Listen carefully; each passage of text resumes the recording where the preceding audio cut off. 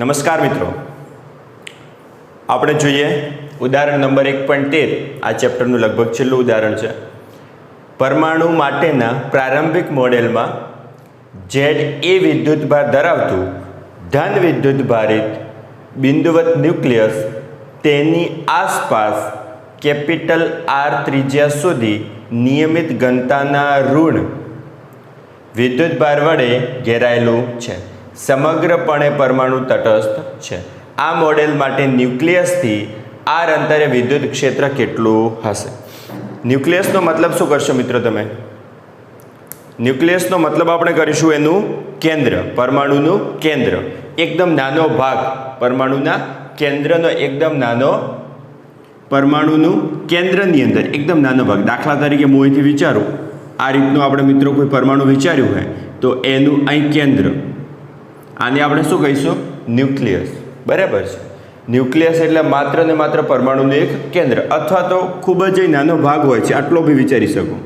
સમજ માટે થોડો મોટો વિચારવો હોય તો બી આપણે વિચારી શકો. બાકી હોય છે કેવું? એકદમ નાનું. નાનું એટલે તમે ઉદાહરણથી, મારે જો એક તમને ઉદાહરણથી સમજાવવું હોય, આનું એટલે કે કેટલું નાનું, તો ઉદાહરણથી મારે સમજાવવું હોય તો માની લો કે પરમાણુને હું મોટો કરીને એક રૂમ જેટલો કરું. બરાબર છે. સામાન્ય આપણે જે રૂમ હોય છે ને એટલો એક રૂમ જેટલો કરું. પરમાણુ હોય છે તો એકદમ સૂક્ષ્મ, એને હું મોટો કરીને કેટલો કરું? એક રૂમ જેટલો કરું. તો ન્યુક્લિયસને મોટું કરીને કરું, જો પરમાણુને રૂમ જેટલો કરું તો ન્યુક્લિયસને એની સાપેક્ષે મોટું કરું એટલે કેટલું થાય? એક આપણે સોય આવે છે ને એની અણી આવે છે. બરાબર છે. એની અણી જેટલું મોટું થાય થઈ.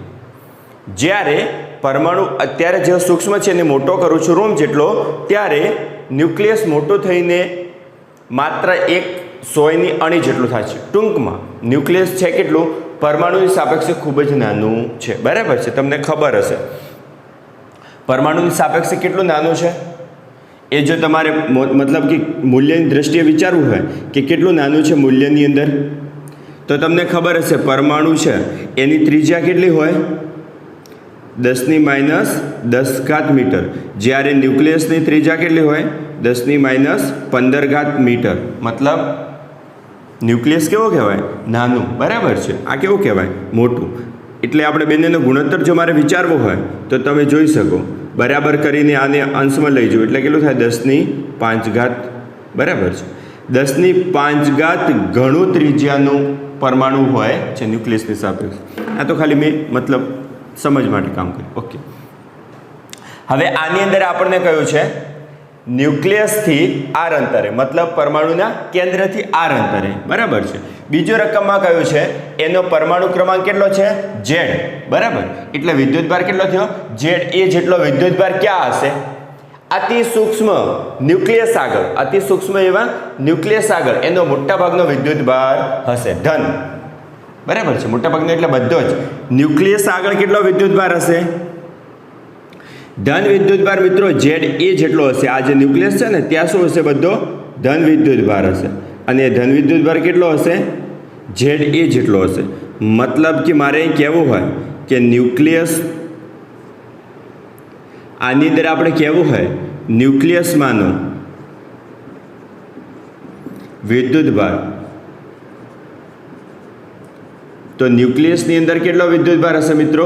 જો હું Q શૂન્ય આપું, બરાબર છે, જો Q શૂન્ય આપું તો ન્યુક્લિયસની અંદર મિત્રો વિદ્યુતભાર હશે ZE જેટલો. ઠીક. ન્યુક્લિયસમાં કેટલો વિદ્યુતભાર હશે?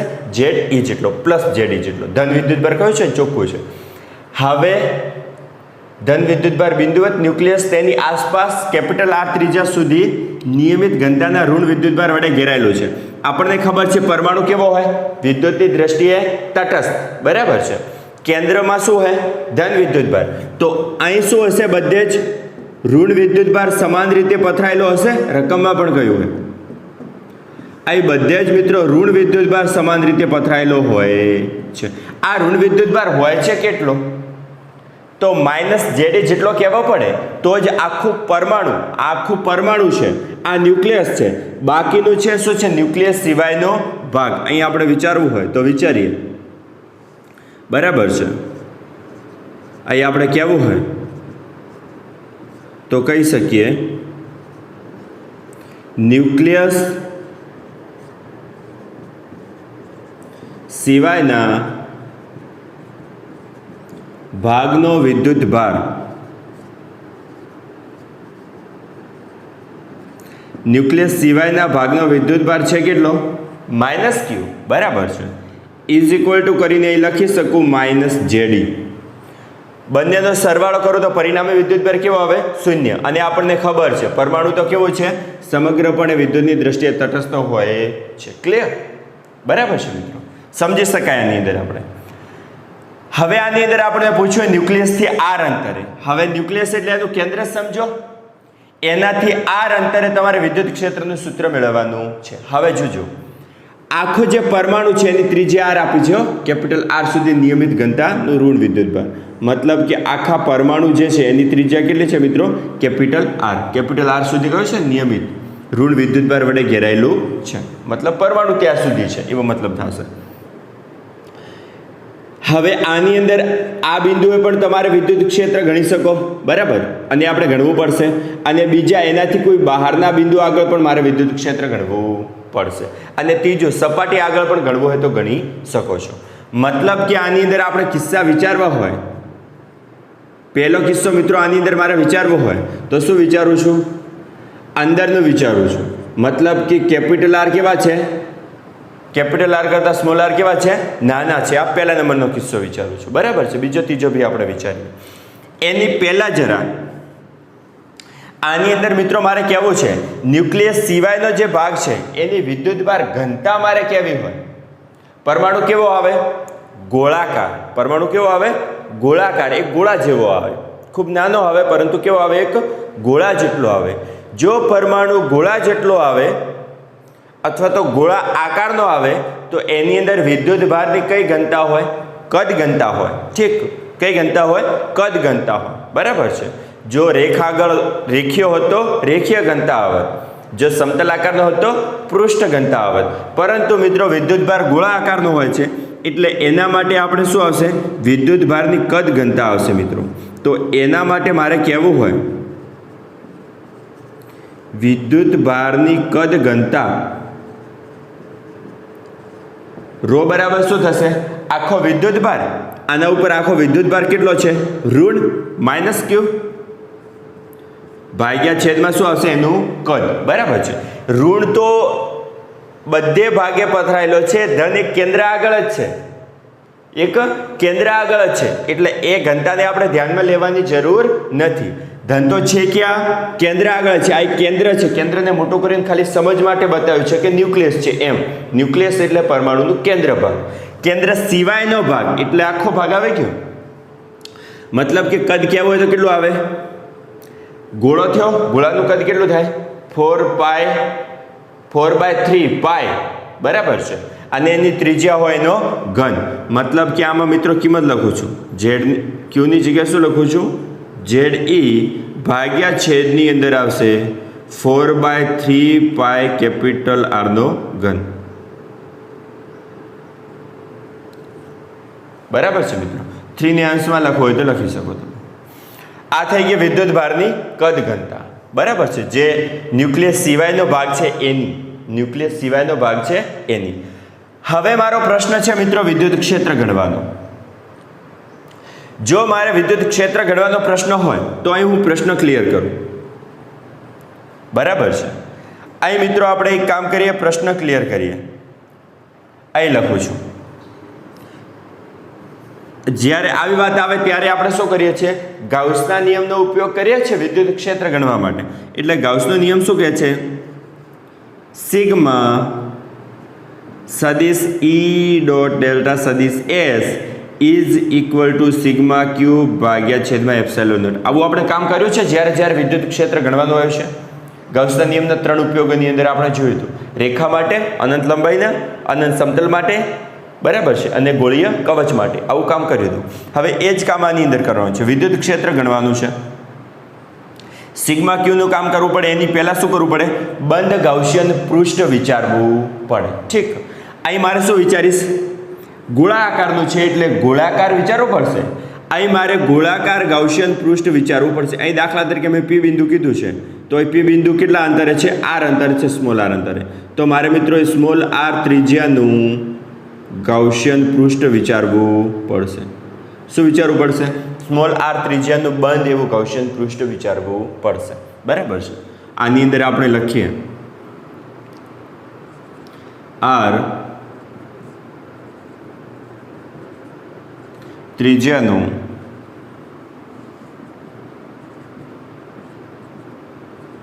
ગોળાકાર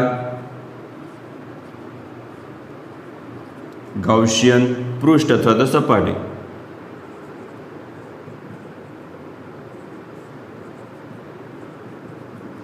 વિચારતા ચલો એ વિચારીએ. તો એક કામ કરું, આ જે ગાઉસિયન મેં પૃષ્ઠ વિચાર્યું છે એની વક્ર સપાટી વડે ઘેરાયેલું ક્ષેત્રફળ કેટલું થશે? લખી દઉં છું અત્યારે ખાલી સમજ માટે. એની વક્ર સપાટી વડે ઘેરાયેલું ક્ષેત્રફળ એટલે સિગ્મા ડેલ્ટા એસ બરાબર, મૂલ્યની દ્રષ્ટિએ કહું છું, કેટલું થશે? તો તમને ખબર છે 4 પાય, એની ત્રિજ્યા આર છે એટલે આરનો વર્ગ. સ્મોલ આર છે તો સ્મોલ આરનો વર્ગ. બરાબર છે. વક્ર સપાટીનું ક્ષેત્રફળ એ સમજી શકાય. આગળ બી કામ કર્યું છે આપણે. હવે આની અંદર હજુ બાકી છે ઈ તો આપણો પ્રશ્ન છે. સૂત્રની અંદર સિગ્મા ક્યુની કંઈક વાત કરવી પડે. બરાબર છે. મતલબ કે આ બંધ ગાઉસિયન પૃષ્ઠ વડે ઘેરાતો મારે વિદ્યુત ભાર ગણવો પડે. ચલો, બંધ ગાઉસિયન પૃષ્ઠ વડે મિત્રો ઘેરાતો મારે વિદ્યુત ભાર સિગ્મા ક્યુની કામ કરવું હોય તો શું થશે? એના વડે કેટલો વિદ્યુત ભાર ઘેરાય છે? 1. ન્યુક્લિયસની અંદરનો આખો વિદ્યુત ભાર ઘેરાય છે મિત્રો. આ ગાઉસિયન પૃષ્ઠ વડે ન્યુક્લિયસમાં રહેલો બધો જ વિદ્યુત ભાર ઘેરાય છે. બધો જ એટલે કેટલો? તો તમે કહેશો કે ક્યુ. ક્લિયર? બીજું, ઋણ વિદ્યુત ભાર કેટલો ઘેરાય છે? આટલો જ. અહીં જે બહારનો છે એ તો વિદ્યુત ભાર અંદર આવતો નથી. બરાબર છે. અહીં બહારનો છે તો વિદ્યુત ભાર અંદર આવતો નથી. કેટલો ઘેરાશે મિત્રો? આટલો જ વિદ્યુત ભાર ઘેરાશે. આને હું શું કહું છું? ક્યુ ડેશ કહું છું મિત્રો. બરાબર છે. આ વિદ્યુત ભારને મેં કહી દીધા ક્યુ ડેશ. સમજ્યા વાત? હવે આની અંદર આ ક્યુ એટલે તો આપણને ખબર છે ઝેડ ઈ. ચલો, ક્યુ ડેશ એટલે શું સમજીએ? ક્યુ ડેશ એટલે શું? તો ક્યુ ડેશ મારે કહેવો છે તો વિદ્યુત ભાર એટલે શું થાય? ઘનતા ગુણ્યા કદ કહી શકું. વિદ્યુત ભાર એટલે ઘનતા તો આપણે જાણીએ છીએ રો, મતલબ કે ક્યુ ડેશ બરાબર ઘનતા રો, અને કદ કયું કહું છું? હવે તો વી ડેશ જ આવશે. વી ડેશ એટલે કયું? સ્મોલ આર ત્રિજ્યાનું કદ જ આવશે મિત્રો. અઘરું છે થોડું, જરા ધ્યાનથી. આ ગાઉસિયન જે ગોળાકાર સપાટી વિચારી છે, પૃષ્ઠ વિચાર્યું છે, એની અંદરનો જ વિદ્યુત ભાર આવશે. બહારનો ઋણ વિદ્યુત ભાર તો આવશે જ નહીં. આ વિદ્યુત ભાર તો આવશે જ નહીં. તો અંદર કેટલો વિદ્યુત ભાર? તો આ સૂત્રની મદદથી કામ થઈ શકે. ક્યુ બરાબર રો ઇન્ટુ વી. બરાબર. તો અહીં ક્યુ ડેશ છે રો, અને આનું પોતાનું કદ વી ડેશ. વી ડેશ એટલે શું આવશે? સ્મોલ આર છે તો કદ કેટલું આવશે? 4/3 પાય. અહીં શું આવશે? સ્મોલ આરનો ઘન. બરાબર છે મિત્રો. મતલબ ક્યુ ડેશ એટલે લખું છું રો ઇન્ટુ 4/3 પાય સ્મોલ આરનો ઘન. ક્લિયર થાય છે? અંદરનો જ ગાઉસિયન પૃષ્ઠની અંદરનો જ માત્ર ને માત્ર વિદ્યુત ભાર આવશે, એટલા માટે એની ત્રિજ્યા લખી છે. બરાબર છે. મતલબ કે અહીં હું કામ કરું, ક્યુ ડેશ એટલે તમે શું લખશો? રો ઇન્ટુ 4/3 પાય સ્મોલ આરનો ઘન. ચલો કિંમત લખીએ આની અંદર. આની અંદર મિત્રો કિંમત લખીએ. અહીં તો જેડી પ્લસ રો એટલે કેટલા છે? માઇનસ જેડી અપોન કરીને છે કે. બરાબર છે. એટલે અહીં માઇનસ, આની જગ્યાએ લખું છું જેડી ભાગ્યા છેદમાં 4/3 પાય કેપિટલ આરનો ઘન. મિત્રો અહીં 4/3 પાય સ્મોલ આરનો ઘન. ચલો, 4/3 પાય 4/3 પાય જતા રહ્યા. મતલબ કે તમારે આની અંદર જવાબ શું બચશે? અને આ બંનેમાંથી મિત્રો હું છે ને ઝેડ ઈને સામાન્ય લઈ લઉં છું, એટલે તમારું સિગ્મા ક્યુ અહીં શું બચ્યા? 1. અહીં બધું જતું રહ્યું. શું બચ્યા? સ્મોલ આરનો ઘન છેદમાં કેપિટલ આરનો સ્ક્વેર.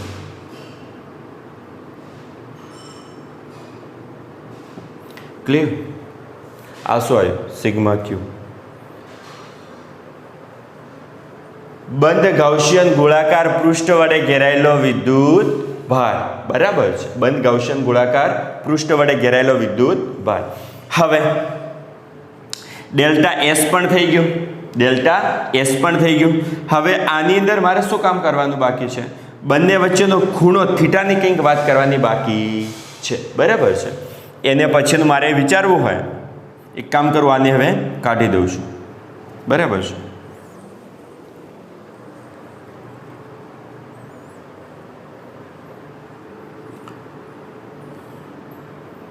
આની જરૂર નહીં પડે.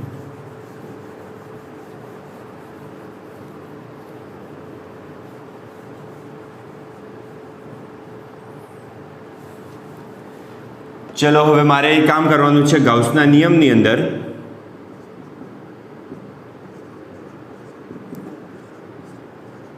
ગૌસના નિયમ પરથી આપણે શું લખીએ છીએ? એક વખત સૂત્ર લખું છું. વિદ્યુત ફ્લક્સ ફાઈ બરાબર અહીં લખું છું સિગ્મા સદિશ ઈ ડોટ ડેલ્ટા સદિશ એસ બરાબર કરીને લખું છું સિગ્મા ક્યુ ભાગ્યા છેદમાં એપ્સિલોન નોટ. ચલો આનો જવાબની અંદર હવે આપણે વિચારીએ છીએ. એટલે શું કરું છું? સિગ્મા તો આમ નામ, વિદ્યુત ક્ષેત્ર ઈ, ડેલ્ટા એસ, બંને વચ્ચેનો ખૂણો મારે વિચારવાનો છે. અહીં તો એક વખત રાખું છું સિગ્મા ક્યુ ભાગ્યા છેદમાં એપ્સિલોન. બંને વચ્ચેનો મિત્રો મારે ખૂણો વિચારવાનો છે સદિશ ઈ અને ડેલ્ટા સદિશ એસ વચ્ચેનો. વિચારજો. સિગ્મા ક્યુ વિદ્યુતભાર ક્યાં છે? આ જે પૃષ્ઠ વિચાર્યું એની અંદર. ક્લિયર?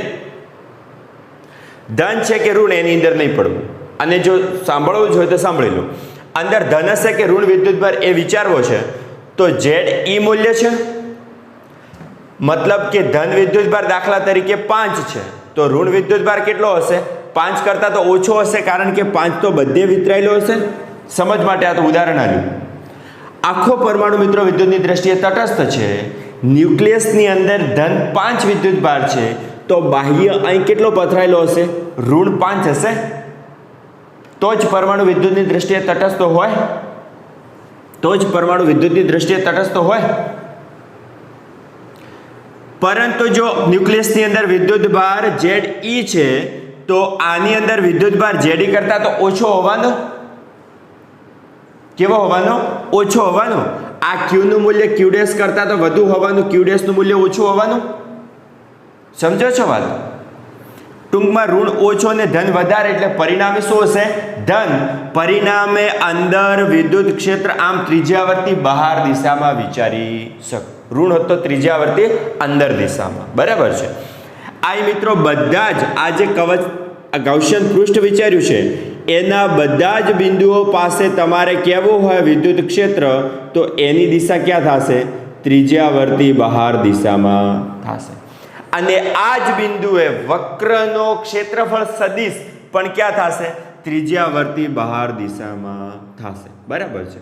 ડેલ્ટા એસ પણ આ જ દિશામાં થશે. ટૂંકમાં સદિશ ઈ અહીં આપણે લખીએ. ટૂંકમાં સદિશ ઈ અને ડેલ્ટા સદિશ એસ કેવા થશે? સમાંતર થશે. સમજો છો? કેવા થશે? સમાંતર થશે. ડેલ્ટા સદિશ એસ એટલે તમને ખબર છે ગાઉસિયન ગોળાકાર પૃષ્ઠ, એનો ક્ષેત્રફળ સદિશ એટલે જે તે બિંદુએ સપાટીને લંબ, જે તે બિંદુએ સપાટીને લંબ, જે તે બિંદુએ સપાટીને લંબ, ત્રિજ્યાવર્તી બહાર દિશામાં. અહીં આપણે એ પણ સાબિત કરી નાખ્યું કે વિદ્યુતભાર ધન છે. પરિણામે વિદ્યુત ક્ષેત્ર રેખાઓ પણ ક્યાં હશે? ત્રિજ્યાવર્તી બહાર દિશામાં. બરાબર છે. આગળની બધી વાતો દોહરાવું છું, નવું કશું કહેતો નહીં. આગળ જે થિયરી વિભાગમાં કામ કર્યું છે એ જ બધી વાતો છે. ત્રિજ્યાવર્તી બહાર દિશામાં મતલબ કે વિદ્યુત ક્ષેત્ર અને આ બંને કેવા થયા? સમાંતર થયા. બરાબર છે. કોઈ પણ બિંદુએ, બરાબર, ગાઉસિયન સપાટી પરના કોઈ પણ બિંદુએ શબ્દ લખવો હોય તો લખી શકો.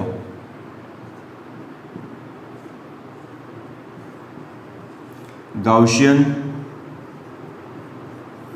સપાટી પરના દરેક બિંદુએ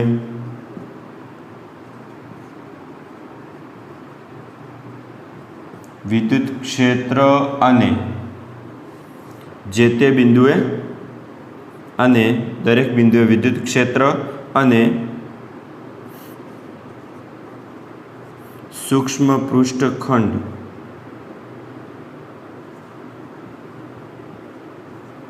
સમાંતર હોય છે. સૂક્ષ્મ વિચારવો પડશે ને જે તે બિંદુએ, બરાબર છે. ડેલ્ટા એસ વિચારવો પડશે. સમાંતર હોય છે અથવા તો એક જ દિશામાં હોય છે એવું બી કહી શકો. મતલબ બંને વચ્ચેનો ખૂણો કેવો? 0° ડિગ્રી. 0° ડિગ્રી. ચલો કામ કરીએ. ઈ વિદ્યુત ક્ષેત્ર અહીંથી અંતર r છે, અહીંથી અંતર r છે, અહીંથી અંતર r છે. યાદ આવે? કવચના કેન્દ્ર પર વિદ્યુતભાર મૂકો તો બધા બિંદુએ કવચની સપાટી પરના બધા બિંદુએ વિદ્યુત ક્ષેત્રનું મૂલ્ય સમાન થાય. મતલબ અહીં પણ બધો વિદ્યુતભાર તો ક્યાં છે મિત્રો? અંદર છે, બરાબર છે. અહીં બી અંદર જ છે, બરાબર છે. તો વિદ્યુત ભાર જાણે કે તેના કેન્દ્ર પર કેન્દ્રિત થયો હોય, ત્યાં પણ કવચ ની સપાટી પર વિદ્યુતભારનું વિતરણ હોવા છતાં આપણે કહ્યું હતું કે જાણે કે એનો સમગ્ર વિદ્યુતભાર કવચના કેન્દ્ર પર કેન્દ્રિત થયો હોય તે રીતે કરીને સૂત્ર કરીને મેળવીએ તેના જેટલું જ થાય છે. મતલબ વિદ્યુત ક્ષેત્ર સદિશ ઈનું મૂલ્ય ઈ બરાબર KQ upon r નો વર્ગ, બરાબર છે. ક્યુ ભલે સપાટી ઉપર હોય કે કેન્દ્ર આગળ હોય એનાથી ફરક પડતો નથી. ક્યુ ભલે સપાટી આગળ હોય કે કેન્દ્ર આગળ હોય એનાથી ફરક પડતો નથી, બરાબર છે મિત્રો. અને અહીં અંતર r છે. r તો સપાટી પરના દરેક બિંદુ માટે સમાન, એટલે સપાટી પરના દરેક બિંદુ માટે વિદ્યુત ક્ષેત્રનું મૂલ્ય સમાન હોય છે, બરાબર છે. દરેક બિંદુ વિદ્યુત ક્ષેત્ર અને પૃષ્ઠ સમાન હોય છે, સમાંતર હોય છે. તથા સપાટી પરના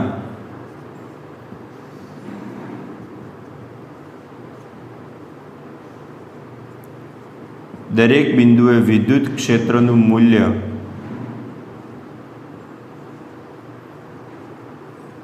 સમાન હોય છે, બરાબર છે. દરેક બિંદુએ વિદ્યુત ક્ષેત્રનું મૂલ્ય શું થશે? સમાન હોય છે. સમાન હોય એટલે આગળ લખી શકો. અને પછી અહીં લખ્યા સિગ્મા ડેલ્ટા એસ, આ તો 1 થઈ ગયું. આ સિગ્મા ક્યુ એની આપણે કિંમત લખીએ, બરાબર છે. કેટલું છે? ZE 1 માઇનસ સ્મોલ r નો ઘન ભાગ્યા છેદમાં છે મિત્રો કેપિટલ R નો ઘન ભાગ્યા અહીં છે તમારે એપ્સિલોન નોટ, બરાબર છે. ચલો આ શું થાય?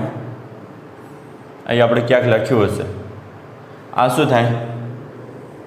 બંધ ગાઉસિયન પૃષ્ઠની વક્ર સપાટીનું ક્ષેત્રફળ છે. આ નિયમથી ગયા છે, એક એક વસ્તુ ગણી છે. સિગ્મા ક્યુ ગણ્યા, આનું ગણ્યું, બંને વચ્ચેનો ખૂણો થીટા ગણ્યો. બસ આટલું કામ કર્યું આપણે. આની જગ્યાએ ચલો કિંમત લખીએ. E × 4 પાય અહીં લખું છું મિત્રો સ્મોલ r નો વર્ગ બરાબર ની પેલી બાજુ z ભાગ્યા છેદમાં એપ્સિલોન નોટ એ લખ્યા 1 માઇનસ સ્મોલ r નો ઘન ભાગ્યા લખ્યા કેપિટલ R નો ઘન, બરાબર છે. ચલો આને હવે કાઢી દઈએ છીએ. આની હવે જરૂર નથી.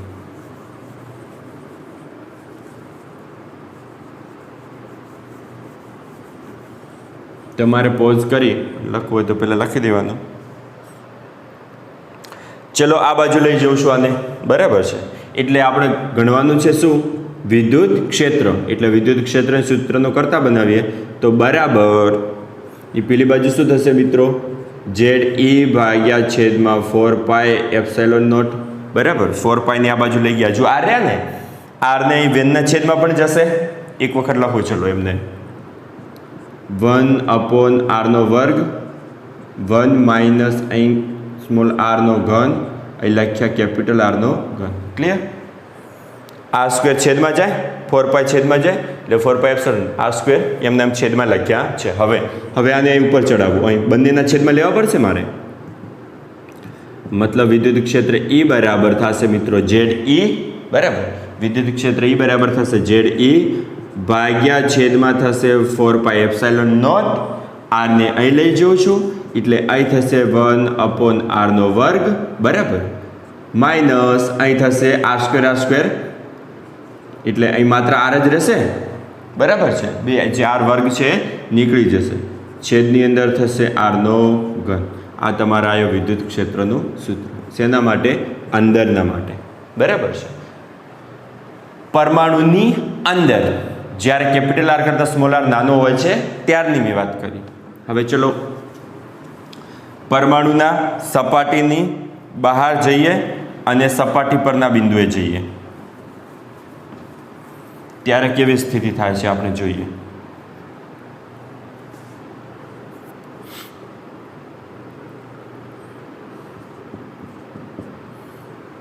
તમારે એ રીતનું લાઈનથી જ લખવાનું, જે રીતનું લખ્યું હતું આપણે, બરાબર છે, જે આગળ વધ્યા છે એ રીતે જ.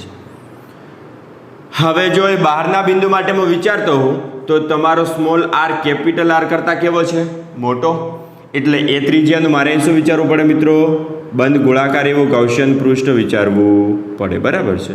બંધ ગોળાકાર એવું ગૌસિયન પૃષ્ઠ વિચારવું પડે. આ રીતનું મારે બંધ ગોળાકાર ગૌસિયન પૃષ્ઠ વિચારવું પડે. આ બંધ ગોળાકાર ગૌસિયન પૃષ્ઠ વડે ઘેરાયેલો વિદ્યુત ભાર વિચારવો પડે, બરાબર છે. આ સૂત્રનો જો ઉપયોગ કરતો હોઉં તો, જો મિત્રો આ સૂત્રનો ઉપયોગ કરતો હોઉં તો મારે એ કામ કરવું પડે. અહીં આપણે વિચારી શકીએ સ્મોલ આર ત્રિજ્યાનું